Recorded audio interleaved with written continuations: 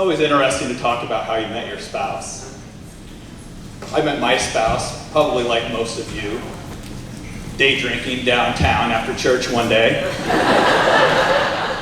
I was sitting there with my friends, trying to watch the game, when we were interrupted by a bunch of noise coming from outside.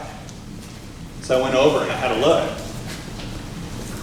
It's like, hey guys, looks like there's a bunch of hot chicks marching down the street.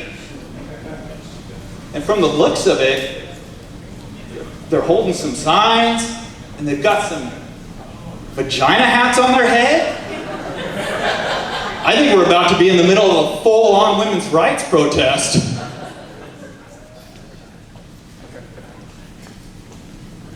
So I watched for a while, and I realized these chicks are mad. And they're swinging signs that say things like, "Pussies have power, and keep your rosaries off of our ovaries." These cries for justice started to become deafening. And like any good man, we decided to just mind our own business and turn up the TV. This didn't feel right to me.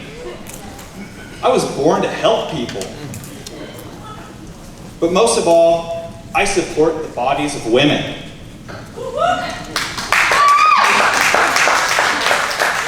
Usually with my own and in a more private setting. But the block was surrounded by this time. And I knew if I was going to have a chance with any of these ladies, I was going to need to insert myself into this situation fast. Now, none of the signs asked for that. Insert yourself fast probably wouldn't make a good sign anyway. But this protest had just about everything it needed to be effective. Except one thing. Didn't have a man. And who better to put a man's touch on this situation than myself?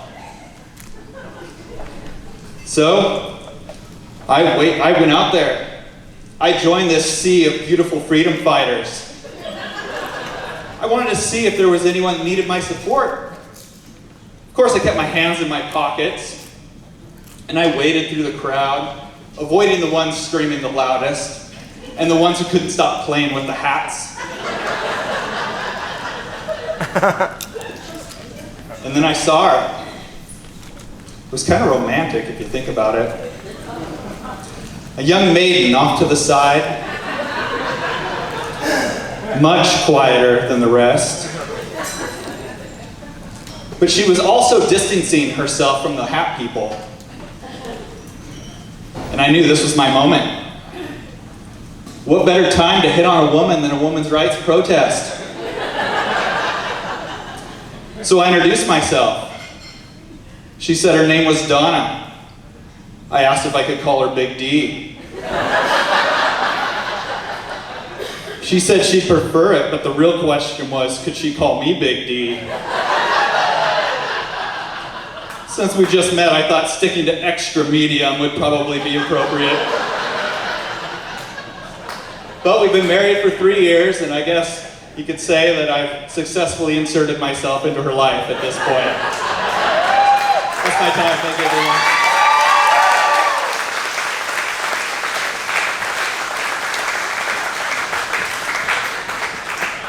Keep it going for Aaron and Big D. Big D here? Big D, where are you, Big D? You here? Don't want to talk to me. All right. That's fun. We're just going to keep the show.